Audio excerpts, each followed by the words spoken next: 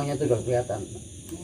Dokter udah memutuskan untuk dipotong, tapi saya nggak mau. Gitu ya? Iya, saya nggak mau. Iya, iya. Misalnya apa, udahlah biarkan saya meninggal, tapi jasad tubuh saya ini, anggota tubuh saya tetap utuh.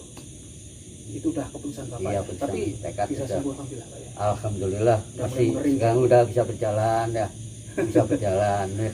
Nah, dalam jangka waktu yang sekian tahun itu, ketika Bapak mengalami sakit dan lain sebagainya, itu kebutuhan untuk sehari-hari bagaimana itu Pak? Ya, adik saya yang menikah dengan itu ada kakak istri saya itu kadang-kadang mengirim uang lah, terus terang aja lah, mengirim uang kadang-kadang 2 minggu itu 100. Nah itu dikasihkan anak saya kesini biar ketemu bapaknya gitu. Oh begitu. Iya caranya itu begitu. Iya, Jadi ya itulah, terus lain-lain itu kadang-kadang teman-teman dari sekolah dulu SMP lah datang ke sini, kadang-kadang pakai urunan lah datang ke sini. Ya alhamdulillah untuk beli makan lah. Untuk kalau masalah obat juga ada, masih saudara juga yang jadi perawat lah di Puskesmas mana itu di Solo. Itu kalau 2 minggu sekali kirim obat untuk obat apa namanya, cekot-cekot lah. Oh gitu ya. Iya. Iya, iya. Tapi alhamdulillah ya. Iya, banyak orang alhamdulillah baik selama yang ini ya benar berdekat. baik. Makanya kita itu kalau kita menanam baik ya kan tubuhnya juga baik lah. Itu lagi. Nah, itu aja lah. Kita harus percaya itu. Betul. Jadi teman-teman, beliau ini memang tinggal sendirian ya di sebuah bekas kolam yang terbengkalai ini Pak ya, yang dulu sempat dijadikan sebagai kantor proyek tanggul Lapindo ya. Nah setelah proyeknya selesai, Bapak ini menempati bekas bangunan yang terbengkalai ini, dan yang membuat saya acungi jempol ya, beliau berani tinggal di tempat ini, di sebuah tempat yang pernah ada orang meninggalnya gitu di sini. Nah, sedikit melebar Pak, apakah ketika Bapak menempati tempat ini pernah nggak ketemu dengan makhluk astral yang berada di sekitar sini gitu? Kalau ketemunya sih enggak, cuma saya sempat berkelahi waktu itu. Sempat berkelahi? Iya, sempat berkelahi. Berkelahi dengan sosok apa itu? Sosok wanita, dia itu orangnya tinggi besar, ya kan? Nah, tapi wajahnya enggak seberapa kelihatan. Saya dicekik, saya dibanting, tapi alhamdulillah lah, dekat Allah saya bacakan doa-doa, akhirnya saya bisa melewati masa itu.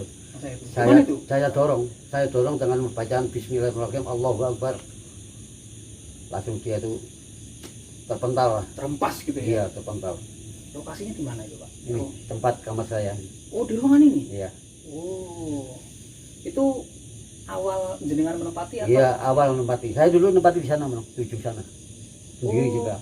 Akhirnya sini kantornya udah bubar, saya pindah sini. Jadi yang pertama kali saya pindah sini itu. Tapi memang semenjak itu Bapak memang tidak punya pekerjaan tetap ya? Kalau sekarang sih nggak punya. Kalau dulu saya ini pekerja keras lah. Untuk masih muda lah. Itu proyek pembuatan ruangan pendingin full storage. Iya. Gitu ya? Iya. Bahkan saya udah seluruh pulau Indonesia lah saya tempati. Saya tinggal di sana. Wow. Kadang-kadang di rumah 1 minggu, di luar Jawa kadang-kadang 1 bulan, kadang-kadang 2 minggu di rumah, 6 bulan di luar. Jadi Bapak dulu pernah bekerja di dunia proyek ya? Iya benar. Dengan penghasilan yang lumayan ya? Iya benar. Cukup berada juga gitu ya. Nah kemudian kok nggak ikut melanjutkan pekerjaan ini, ada faktor tersendiri Pak? Iya. Atau mungkin karena sudah merasakan sakit atau yang seperti apa? Ya itulah, karena terbebani oleh sakit ini ya. Jadi udah mulai merasakan sakit Pak ya? Iya, sudah merasakan sakit. Dan juga itu kita kan bekerja sama saudara-saudara saya kan, saudara istri saya kan 3 orang, pasangan saya. Akhirnya masa saya pisah sama istri, kerjanya masih bersama kan tidak enak loh. Dan ya, akhirnya saya mengundurkan diri. Nah, itulah. Jadi PT ataupun CV yang ya, CV ya, yang dulu Bapak tempat kerja ini merupakan bisa dibilang perusahaan keluarga gitu Pak? Iya benar. Itu ngomongnya orang tua gitu, ini keluarga. Semua orang ya punya keluarga. Oh, jadi Bapak memutuskan untuk berhenti dari itu karena pisah sama istri saya yang saudaranya yang 3 orang tadi, itu kan kakaknya istri saya. Setelah jenengan pisah, jenengan memutuskan untuk keluar saja. Iya, sebetulnya keluar lah. Tapi sekarang mungkin dilanjutkan anak-anak saya itu jadi itu. Oh iya. Tapi ini kan sebuah anggota perusahaan keluarga Pak ya. Maupun tadi, masa di antara mereka nggak ada yang datang ke jenengan gitu misalnya? Ya.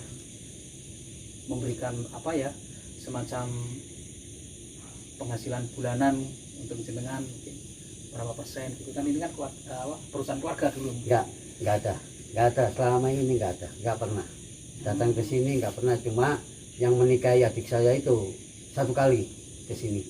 Oh 1 kali? Iya, waktu hari raya 3 tahun yang lalu. Setelah itu sudah sama sekali?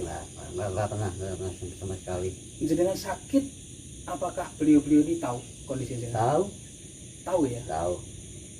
Tahu, posisinya tahu. Bahkan saya pun kalau datang ke sana ke kantor itu seperti orang minta, seorang ngemis. Perhatikan lah. Padahal menurut saya itu ini juga dulu jadi payah saya juga. Saya mengeluarkan keringat, karena selama itu saya kerja itu jaranglah di rumah. Jadi ketemu anak istri, bahkan saya pulang dari luar Jawa itu anak saya itu nggak mengenali saya.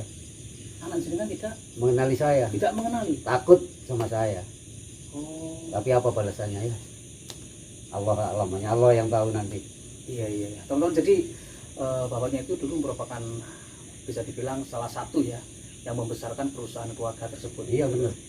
Tapi ketika beliau sudah merasakan mengalami gejala sakit, kemudian beliau akhirnya juga berpisah dengan istrinya begitu ya, tidak ada santunan sama sekali dari perusahaan keluarga ini. Nggak ada. Saya berhenti pun nggak ada pesangon, nggak ada apa. Begitu Pak ya. Iya, jadi masalahnya saya begini.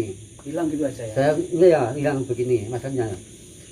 Meskipun saya tinggalkan, tapi saya tinggal itu ada yang bilang dari saudara saya juga, orangnya meninggal udah, sama seperti saya penyakitnya. Jika saya sebut namanya ya, iya. Orangnya udah meninggal, itu bilang, meskipun kamu nggak ngasih nafkah, dia tuh dikasih dari perusahaan istri kamu selama 5 tahun itu. Setelah dia nikah, rupanya saya dengar ini udah dicabut. Jadi sebenarnya Bapak dulu juga mendapatkan jatah ya? Oh iya dulu kan gajian. Iya. Ya gajian, tapi ya itulah. Pikir saya ini kan punya anak, kan ikut istri saya. Saya pergi dari perusahaan itu kan udahlah, biarlah dinikmati anak saya dan istri saya. Jadi saya nggak ada dikasih untuk meminta. Percuma lah. Maksud saya, apakah benar-benar nggak ada Pak itu jatah dari perusahaan untuk Bapak, atau mungkin ada tapi dananya mungkin dipakai oleh orang lain? Nggak tahu lah. Nggak tahu ya kalau itu ya. Semalam ini saya nggak pernah menerima dari CV itulah. Karena secara kan jenengan kan yang ikut berjuang membesarkan perusahaan tersebut hingga mulai nol, kemana-mana, mulai dari nol ya. Mulai dari nol. Hingga CV ini besar iya. Gitu, ya. Tapi setelah jenengan berhenti karena mengalami sakit juga bisa dengan saudaranya dia ya. Kan kita berempat toh kerja. Kakaknya, terus kakaknya adiknya lagi, ketiga ini yang menikahi adik saya. Adik jenengan? Ya adikku. Ya yang keempat istri saya. Oh gitu ya. Jadi kakaknya istri? Ya, yang menikahi adik saya kakaknya istri saya. Yang menikahi adik saya. Kan kalau dalam bahasa Jawanya kan ganjil, Pak, ini ya? Dadung kepuntir. Ya. Oh, disebutnya apa? Dadung kepuntir. Dadung kepuntir ya.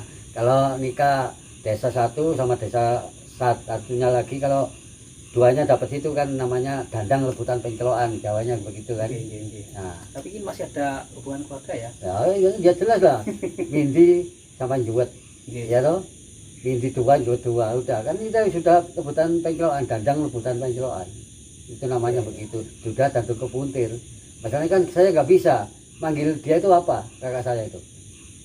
di posisi satu ya. Dia kakak jenengan. Nah, Di sisi lain di sisi lain adik jenengan. nah adikku. Kalau di rumahku kan aku panggilnya Dik.